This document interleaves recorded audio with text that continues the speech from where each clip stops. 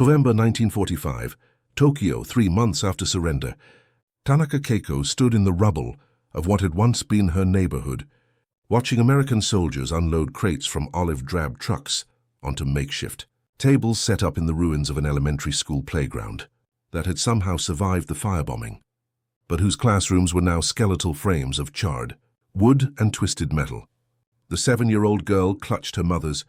hand with desperate strength born from 2 years of air raids and 6 months of hunger, so profound that her family had eaten tree bark, ground into paste and boiled with whatever could be, scavenged from gardens that produced more weeds than vegetables. Around them gathered perhaps 200 Japanese civilians, mostly women, children, and elderly men, the demographic remnants of a nation that had sent its young men to die across the Pacific, and whose cities had been systematically destroyed by strategic bombing that culminated in the atomic devastation of Hiroshima and Nagasaki. The Americans had been in Japan since early September, when General Douglas MacArthur's occupation forces landed at Atsugi airfield and began the unprecedented task of transforming an enemy into an ally, of occupying a nation that had never been conquered in its 2,000-year history, of somehow bridging a cultural and linguistic chasm that seemed impossibly wide between victors and vanquished. What Keiko and the others gathered in that schoolyard couldn't have imagined as they watched these foreign soldiers, who just months ago had been dropping incendiary bombs on their neighborhoods, was that they were about to experience an American tradition that would reshape how an entire generation of Japanese people understood their former enemies and began the complex process of reconciliation that would transform post-war Asia. Within hours, these starving civilians would sit down to a Thanksgiving feast prepared by American soldiers who had decided to share their turkey, cranberry sauce, mashed potatoes, and pumpkin pie with people who had been taught through years of wartime propaganda that Americans were barbaric demons who would show no mercy to defeated populations. The meal that followed would become one of thousands of similar moments across occupied Japan, where the simple act of sharing food began to dissolve hatred carefully cultivated by years of conflict and demonstrated that even in the aftermath of total war, humanity could transcend the artificial boundaries of nationality and historical enmity. The food situation in Japan by November 1945 represented a humanitarian crisis that threatened to destabilize the entire occupation before it properly began, and created conditions where millions faced starvation in a nation whose agricultural infrastructure had been systematically dismantled by the demands of total war. Japanese food production had declined by approximately 26% during the final 2 years of the Pacific War, as the government prioritized every available resource toward military operations, diverting fertilizers and tools to weapons production,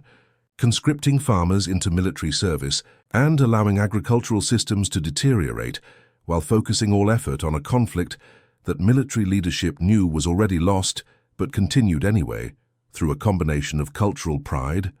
institutional momentum, and the catastrophic decision-making that characterizes authoritarian regimes facing inevitable defeat. The loss of Korea and Taiwan, Japan's former colonies that had served as major rice-producing regions, compounded the crisis dramatically because Japan had relied on these territories to supplement domestic production and feed its growing urban population. And when these colonies were liberated at war's end, Japan suddenly had to depend entirely on its own devastated agricultural sector to feed not just its existing population, but also the 8 million Japanese expatriates who returned from throughout the former empire carrying nothing but memories of lost homes and shattered dreams of imperial glory. Daily caloric intake for the average Japanese adult had fallen from 2,000 calories before Pearl Harbor to just 1,680 by the summer of 1945, and in the chaos following surrender, when the rationing system essentially collapsed under the weight of administrative dysfunction and the complete breakdown of distribution networks, many urban residents were surviving on barely 1,000 calories per day, which represented only 65% of the minimum necessary for basic survival, and created conditions where malnutrition-related diseases began spreading through populations that lacked the physical strength to resist infection. In Tokyo, Yokohama, Osaka, Kobe, and Nagoya, the great industrial cities that had been systematically destroyed by American strategic bombing,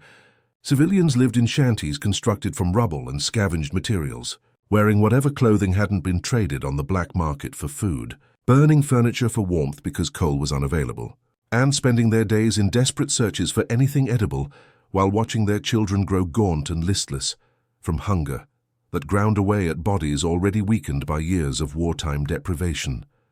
The black market flourished because the official rationing system had become so dysfunctional that survival required breaking laws that had been designed to control civilian populations during wartime, but now served mainly to criminalize the desperate. Measures people took to keep their families alive. And by 1946, authorities would arrest over 1.2 million Japanese civilians for black market activities,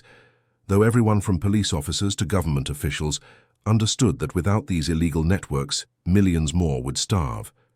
Against this backdrop of desperation and privation, American occupation forces arrived with supply systems that seemed almost miraculous in their abundance.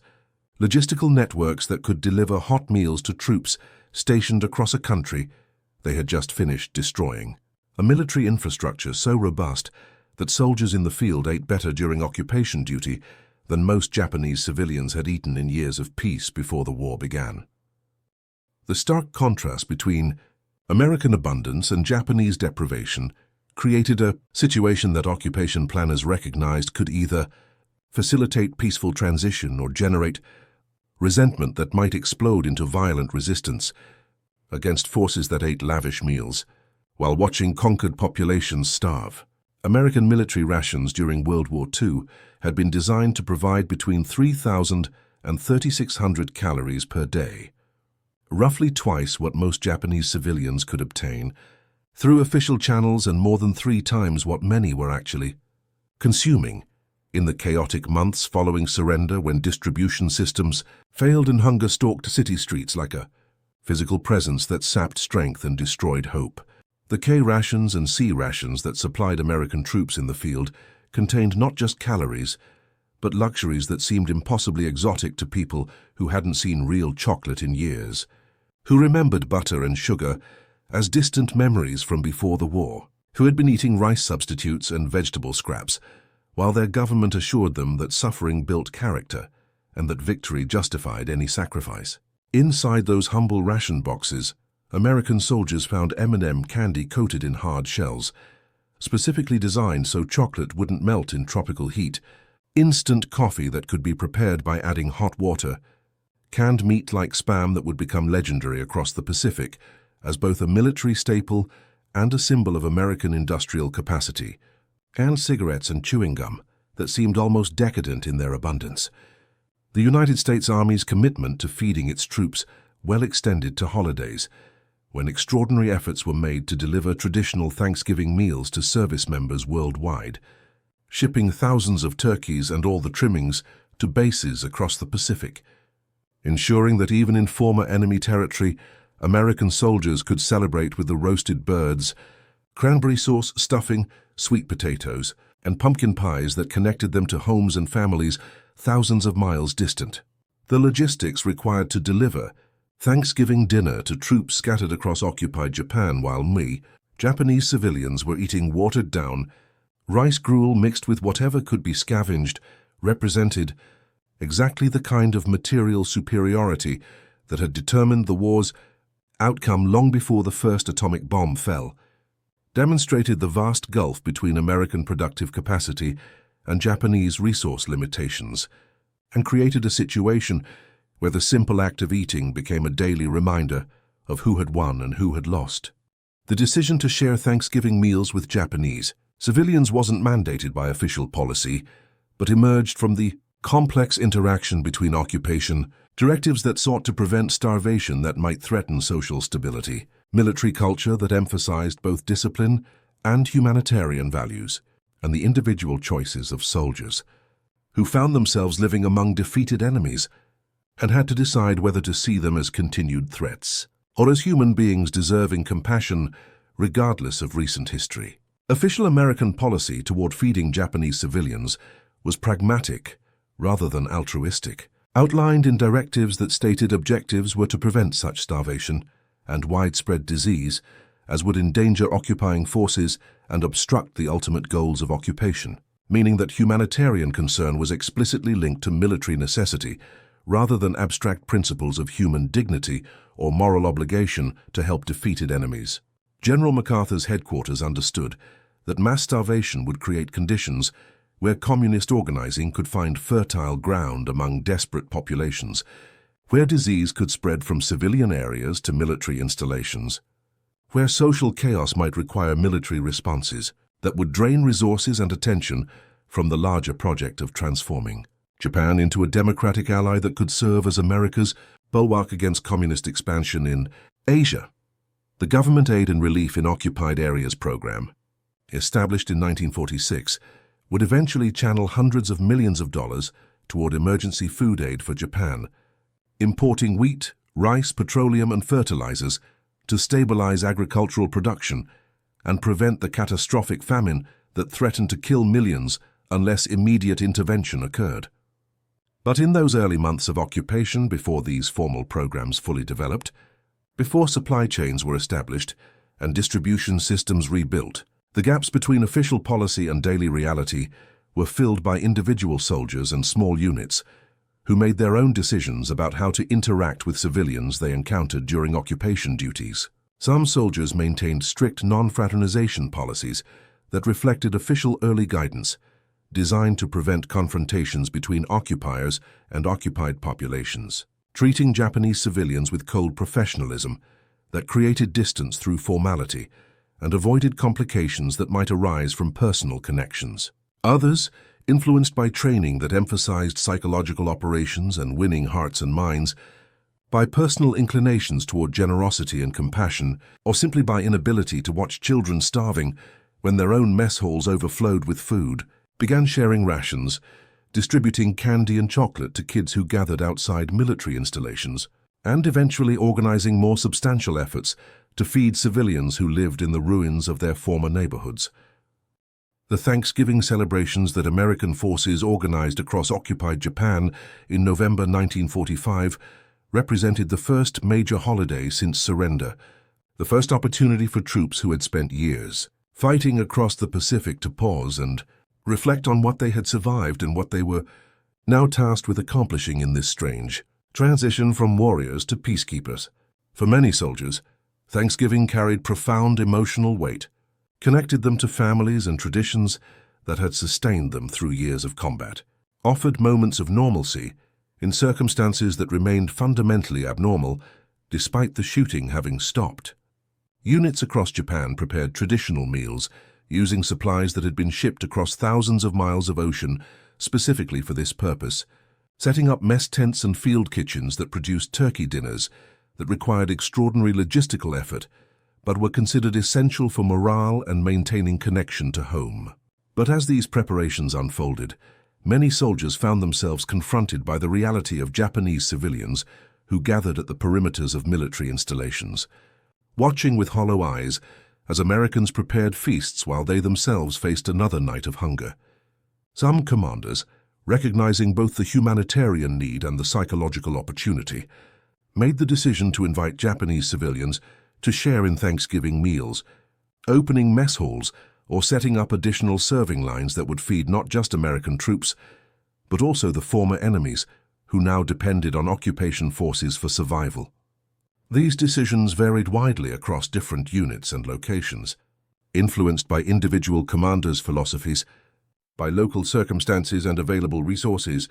by the particular dynamics that had developed between specific military units and the civilian populations around them. In some cases, the sharing was organized and formal, with Japanese civilians invited into American mess facilities where they experienced not just food, but also the spectacle of abundance that seemed almost incomprehensible after years of wartime scarcity. In other instances, the sharing was more impromptu and personal, with soldiers filling plates from their own portions and handing them to children and families who had gathered outside gates and fences, creating moments of direct human connection that transcended the formal structures of occupation. These Thanksgiving meals shared between Americans and Japanese in November 1945 became transformative experiences for both groups. Moments when theoretical enemies encountered each other as individual human beings rather than abstract categories of victor and vanquished, when simple acts of generosity began the long process of reconciliation that would eventually transform these nations from bitter enemies into close allies whose partnership would shape the entire trajectory of post-war Asia and demonstrate that even the most terrible conflicts could be followed by peace built on mutual respect and shared humanity. For Tanaka Keiko and the other civilians gathered in that bombed-out Tokyo schoolyard on that November afternoon in 1945, the experience of sitting down to an American Thanksgiving meal represented a cognitive dissonance so profound that many would spend the rest of their lives trying to reconcile what they had been taught during the war with what they actually encountered during occupation, trying to understand how the demonic Americans of wartime propaganda could transform into the generous soldiers who shared their food with starving enemies. The meal itself began with confusion and hesitation as Japanese civilians, many of whom had never encountered American food and most of whom spoke no English, approached tables where soldiers were serving portions of turkey,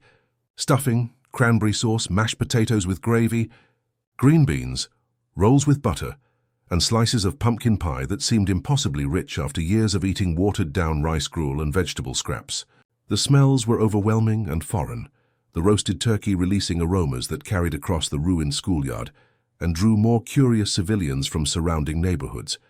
the butter and gravy representing fats that most Japanese hadn't consumed in years, the sugar in the cranberry sauce and pumpkin pie tasting almost shockingly sweet to palates accustomed to wartime deprivation. Keiko watched her mother accept a plate from a young American soldier who couldn't have been more than 20 years old,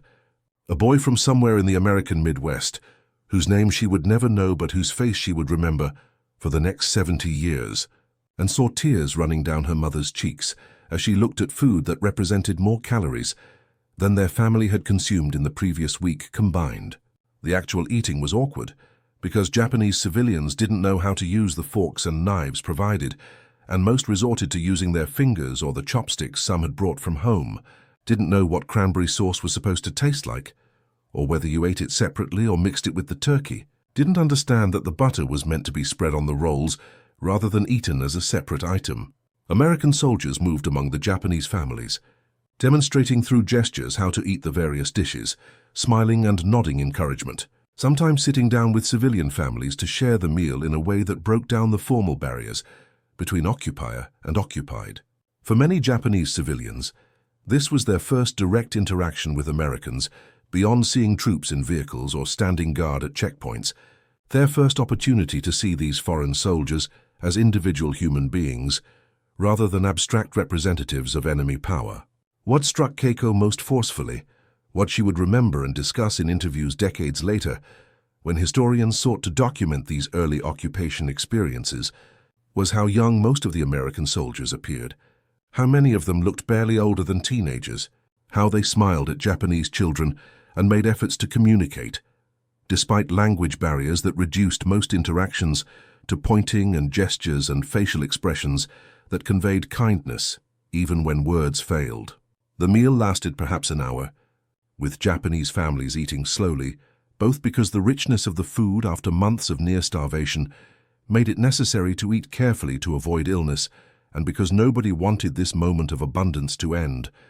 knowing that tomorrow they would return to the desperate search for whatever food could be scavenged or purchased on the black market at prices that consumed every yen they possessed. When the meal concluded,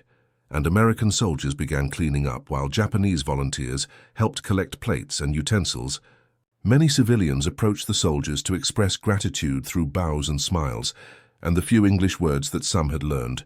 phrases like "thank you" and "very good,"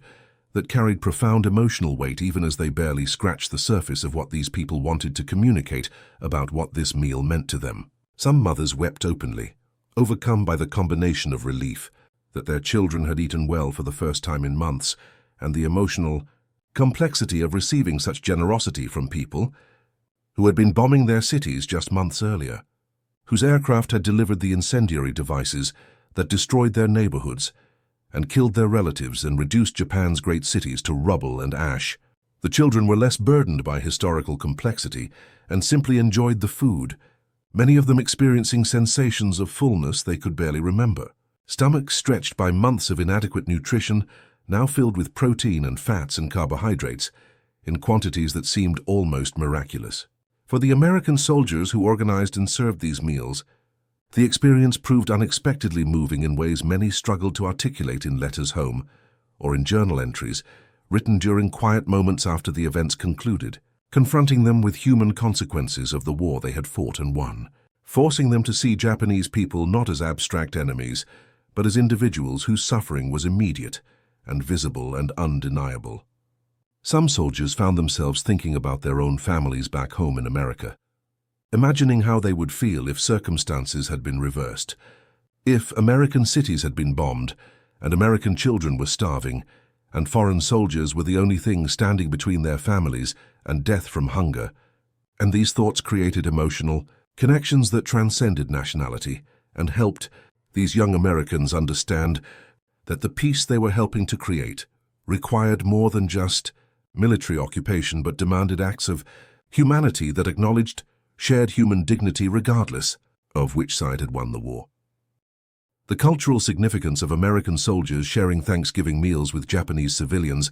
extended far beyond the immediate humanitarian impact of feeding hungry people, represented instead a symbolic moment that began reshaping how ordinary Japanese understood both Americans and the occupation itself, creating experiences that would influence an entire generation's attitudes toward the United States and laying groundwork for the transformation from bitter enemies to close allies that would define post-war Asia. The Japanese wartime governments had spent years constructing elaborate propaganda narratives about American barbarism and cruelty, had told its citizens that Americans were demons who would rape Japanese women, murder Japanese children, and inflict unspeakable horrors on any population they conquered, had created expectations of occupation that emphasized brutality and degradation and suffering that would supposedly be worse than death itself. These propaganda messages had been remarkably effective, partly because they tapped into genuine cultural anxieties about Western imperialism and racial attitudes that had characterized much of Asia's experience with European colonial powers, and partly because Japanese authorities had systematically controlled information and suppressed alternative viewpoints that might have challenged official narratives. When American forces actually arrived in September 1945, many Japanese civilians had fled into the mountains or hidden in their homes, terrified of what occupation would bring, convinced that the horrors promised by propaganda were about to become reality. The fact that American soldiers instead proved to be relatively disciplined, that official policy emphasized respect for Japanese civilians and cultural institutions, that the occupation was characterized more by bureaucratic administration than by widespread violence, came as a profound shock to many Japanese who had been psychologically prepared for something entirely different. The Thanksgiving meals and other instances of American generosity during the early occupation period accelerated this psychological adjustment, provided concrete evidence that contradicted propaganda narratives, created experiences that individual Japanese could verify through their own senses, rather than having to rely on official statements from authorities whose credibility had been destroyed by years of lies about how the war was progressing. For many Japanese children, American chocolate and candy distributed by occupation soldiers became their first English phrase, with kids learning to call out "give me chocolate" or "give me candy" to American troops, a phenomenon that demonstrated both the desperate hunger that characterized early occupation and the willingness of many American soldiers to respond to that need through spontaneous acts of generosity. That official policy neither mandated nor prohibited. The chocolate that American soldiers distributed wasn't just food, but represented a broader cultural encounter between vastly different societies, between a nation that had suffered total defeat and was struggling to survive, and a nation whose productive capacity seemed almost incomprehensibly vast to people who had spent years watching their resources dwindle to nothing. Japanese children who received chocolate from American soldiers often experienced real chocolate for the first time in their lives, tasting a sweetness that seemed almost magical, after years of wartime substitutes and scarcity. And many of these children would carry memories of American generosity that would influence their attitudes toward the United States for the rest of their lives. Would become adults who viewed America positively despite the war, who would support the US-Japan alliance even as some of their countrymen questioned whether Japan should maintain such close ties to the nation that had bombed Hiroshima and Nagasaki. The parents of these children, watching American soldiers distribute candy and rations to their hungry kids, faced their own complex emotional responses that mixed gratitude with shame at needing help from former enemies, relief that their children were receiving desperately needed calories, with the humiliation that came from dependency on occupying forces,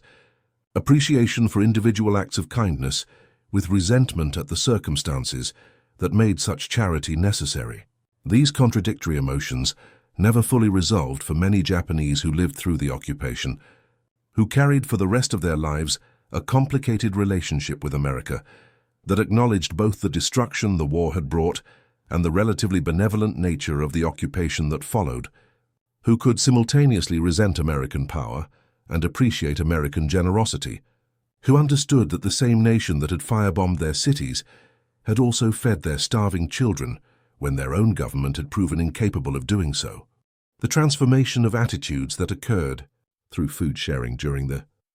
occupation period laid essential groundwork for the broader reconciliation between the United States and Japan that would emerge over subsequent years and decades, demonstrated that even the most bitter conflicts could be followed by peace if victor and vanquished chose paths of humanity rather than revenge. The official American Food Aid Program, operating through government aid and relief in occupied areas,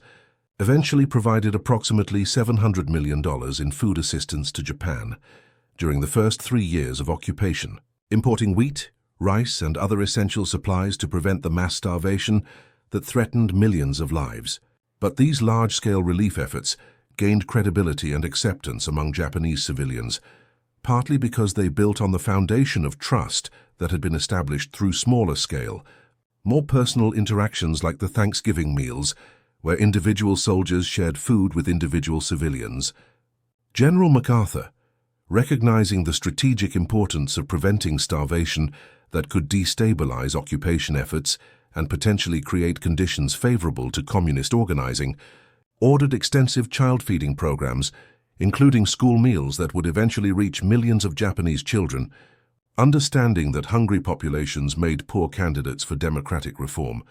and that any effort to transform Japanese society would fail if that society was struggling simply to survive.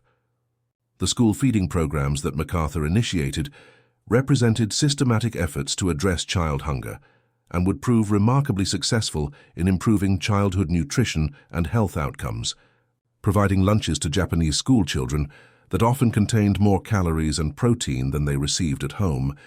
introducing foods like bread and milk that would gradually become integrated into Japanese diet and demonstrate American abundance in ways that created positive associations with American culture. These various levels of food sharing, from individual soldiers giving chocolate to kids, to organized Thanksgiving meals, to systematic government feeding programs, created a comprehensive approach to addressing Japan's hunger crisis that combined immediate humanitarian relief with longer-term efforts to rebuild agricultural production and distribution systems. The Japanese response to American food aid was complex and varied, depending on individual circumstances, political orientations, and personal experiences. But for many ordinary civilians, the simple fact that Americans were feeding them when their own government had proven unable or unwilling to do so created attitudes of gratitude that would persist for generations. Japanese parents who watched their children receive school lunches provided by American aid, who saw their starving families fed through rations distributed by occupation authorities, who experienced Thanksgiving meals shared by American soldiers, often concluded that whatever else could be said about the occupation, the Americans at minimum seemed to care whether Japanese civilians lived or died, which stood in stark contrast to their experiences with Japanese wartime leadership that had demanded total sacrifice while offering nothing in return except propaganda about glorious defeat and spiritual victory that rang increasingly hollow as people watched their children grow gaunt from hunger. The contrast between American treatment of defeated Japan and Japanese military treatment of populations in territories Japan had conquered during its expansion across Asia was not lost on many thoughtful Japanese observers who recognized that the brutality Japanese forces had inflicted on Chinese, Korean, Filipino, and other Asian populations stood in sharp relief against the relatively restrained behavior of American occupation forces, who, despite having every reason to seek revenge for Pearl Harbor and the Bataan Death March and the countless other atrocities committed by Japanese forces, instead chose to focus on reconstruction and democratic reform and feeding the hungry. This contrast contributed to a national reckoning within Japan about the war and its causes, about the nature of Japanese militarism and the propaganda that had sustained it, about the difference between what Japanese leaders had promised their people and what they had actually delivered. And while this reckoning was complicated and incomplete and contested by nationalist elements who rejected the narrative of Japanese aggression, for many Japanese, the kindness of the occupation compared to the brutality of their own military's conduct abroad became part of a painful process of acknowledging what Japan had done during the war years. The long-term consequences of these Thanksgiving meal-sharing events and the broader pattern of American food generosity during occupation extended far beyond the immediate survival of individual Japanese families, influenced the entire trajectory of U.S.-Japan relations for the remainder of the 20th century and into the 21st, created personal connections and positive associations that would prove strategically valuable as the Cold War transformed Japan from defeated enemy into essential ally against communist expansion in Asia. The children who received chocolate from American soldiers in 1945 and 1946, who attended Thanksgiving meals where they ate until their stomachs hurt for the first time in years,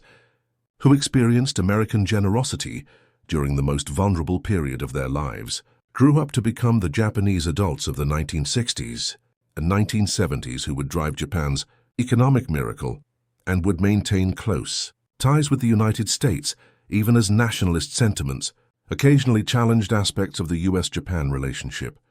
Tanaka Keiko, the 7-year-old girl who watched her mother cry while eating turkey in a bombed-out Tokyo schoolyard, would eventually become a teacher who spent her career educating Japanese students about the war and its aftermath,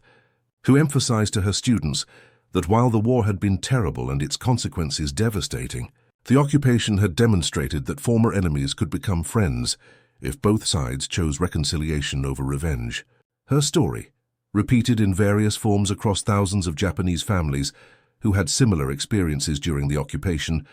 contributed to a national narrative that acknowledged Japan's wartime aggression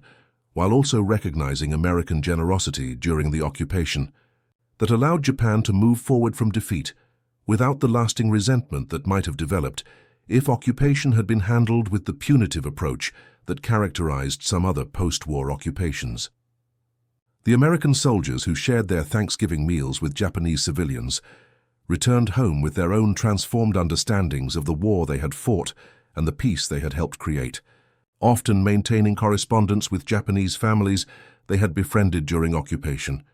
sometimes returning to Japan years later to visit and witnessing the remarkable recovery and transformation of a nation they had known only in its moment of greatest devastation. These personal connections between individual Americans and individual Japanese, forged during occupation and often maintained over decades, created networks of understanding and goodwill that complemented official diplomatic and economic ties, provided human foundations for an alliance that would prove remarkably durable despite occasional tensions and disagreements. The decision by American commanders and individual soldiers to share Thanksgiving meals with Japanese civilians in November 1945 thus proved to be not just a humanitarian gesture, but a strategic investment in the peace that would follow the war, demonstrated that occupation could be conducted with humanity and respect rather than cruelty and domination, showed that even total victory in total war did not require humiliation and starvation of defeated populations. The contrast between American treatment of occupied Japan and the brutal occupations conducted by other powers during and after the war was not lost on Japanese. Civilians who recognized that their experience of occupation, while certainly difficult and in some ways humiliating, could have been incomparably worse if their conquerors had chosen vengeance over reconstruction. When Japan regained sovereignty in 1952 and the occupation officially ended, public opinion polls showed that the majority of Japanese held favorable views of the United States, a remarkable outcome, considering that these nations had been locked in brutal combat just 7 years earlier. And much of this positive sentiment could be traced to experiences during occupation, when Americans had demonstrated through actions rather than words that they sought partnership rather than permanent subjugation, that they viewed Japan as a future ally rather than a perpetual enemy, that they believed Japanese people deserved dignity and assistance rather than punishment and neglect. The story of American soldiers sharing Thanksgiving meals with Japanese civilians in 1945 ultimately reveals something essential about the possibility of reconciliation after even the most terrible conflicts. Demonstrates that the choice to extend humanity and generosity toward defeated enemies can create possibilities for peace that punishment and revenge could never achieve, and shows that history's trajectory is shaped not just by the grand decisions of political leaders and military commanders, but also by the countless small choices made by ordinary individuals who find themselves at moments of crisis and who choose compassion over cruelty, even when circumstances might justify the opposite. The soldiers who served turkey to starving Japanese families were not acting on orders but were instead making individual moral choices about how to treat people who had recently been enemies but who now appeared simply as hungry human beings in need of help. And those individual choices, repeated across thousands of similar encounters throughout occupied Japan, created the foundation for a relationship between nations that would endure for generations and would prove that even the bloodiest wars need not poison the peace that follows if victor and vanquished can find ways to recognize their shared humanity amid the ruins of their recent violence. The Thanksgiving meals of 1945 were not unique in world history, were not the first time that victorious soldiers had shown mercy and generosity to defeated enemies, but they occurred in a specific context where American material abundance met Japanese desperate need, where recent bitter combat met future uncertain peace, where wartime propaganda about demonic enemies met the reality of individual human beings trying to survive in the ruins of their shattered nation, and where the choice to share rather than hoard, to help rather than humiliate, to feed rather than starve created experiences that would echo through decades and generations. For Tanaka Keiko and others who experienced these meals as children, the memory remained vivid 7 decades later, a moment of light in what had been years of darkness, an experience that demonstrated that even after the worst that humanity could inflict upon itself, there remained capacity for kindness and generosity that could transcend hatred and point toward better futures. That the young men in foreign uniforms who had dropped bombs from the sky could also serve turkey with gentle smiles. That enemies could transform into friends if both sides possessed the courage and wisdom to let go of vengeance and embrace the difficult work of building peace. The young American soldier whose name Keiko never learned, who served turkey to a crying Japanese mother and smiled at a frightened 7-year-old girl in a bombed-out Tokyo schoolyard, probably never knew how profoundly that simple act of sharing food would influence that child's entire understanding of the war and its aftermath. How a Thanksgiving meal in November 1945 would become a story told and retold across generations of a Japanese family. How a moment of generosity during occupation would contribute to a reconciliation between nations that seemed impossible when the war ended, but which would eventually transform enemies into allies and demonstrate that the path from war to peace, while never easy and always contested by those who preferred revenge to reconciliation, could be traveled if enough individuals on both sides chose humanity over hatred and proved through their daily actions that yesterday's enemies could become tomorrow's friends. The turkey and cranberry sauce and pumpkin pie that seemed so exotic to hungry Japanese civilians in 1945 became symbols of American abundance and generosity, created associations between American culture and kindness that would influence Japanese attitudes toward the United States for the remainder of the 20th century and into the 21st, demonstrated that food could be not just sustenance, but also a form of communication that transcended language barriers and created connections between people who shared nothing except common humanity and the traumatic experience of having survived a war that had tested the limits of human endurance and cruelty. When historians in later decades would analyze the success of the American occupation of Japan, would seek to understand how the United States and Japan transformed from bitter enemies into close allies whose partnership would shape the entire trajectory of post-war Asia and demonstrate that democratic reform could succeed even in nations with deeply different cultural traditions. They would point to many factors, including wise policy decisions by MacArthur and his advisors, Japanese resilience and work ethic that enabled rapid reconstruction, Cold War strategic considerations that made US-Japan alliance essential for containing communist expansion, and economic interconnection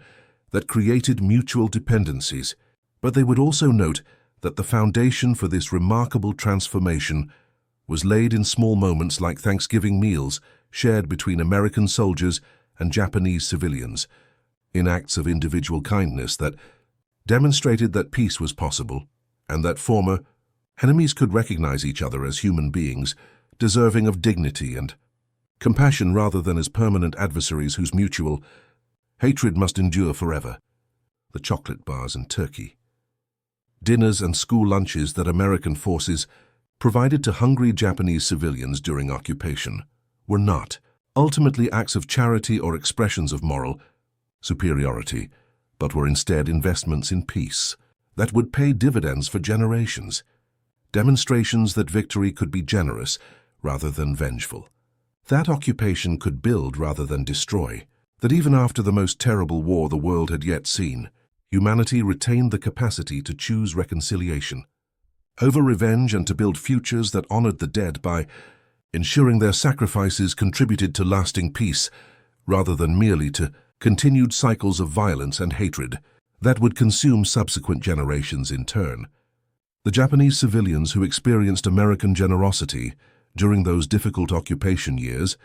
who received food when they were starving and kindness when they expected cruelty, who saw their propaganda-induced expectations of American brutality shattered by the reality of American soldiers who treated them with basic human decency and sometimes extraordinary compassion, carried those experiences with them for the rest of their lives and passed those stories to their children and grandchildren, creating generational memory of a moment when enemies chose to become friends, when the terrible calculus of war gave way to the hopeful arithmetic of peace, when simple acts of sharing a Thanksgiving meal demonstrated that humanity's capacity for compassion could survive even the most devastating conflicts and could create foundations for reconciliation that would transform not just bilateral relations between two nations, but the entire structure of international order in post-war Asia. In the decades that followed, as Japan rose from the ashes of defeat to become one of the world's most prosperous democracies and one of America's closest allies, as the US-Japan relationship evolved from occupation to partnership to friendship built on shared values and mutual respect, the memories of those Thanksgiving meals in 1945 remained part of the story both nations told themselves about how enemies had become allies, how war had been followed by peace, how hatred had been replaced by cooperation, and those memories served as reminders that history's direction is never predetermined, that the choices individuals make in moments of crisis matter profoundly, that compassion and generosity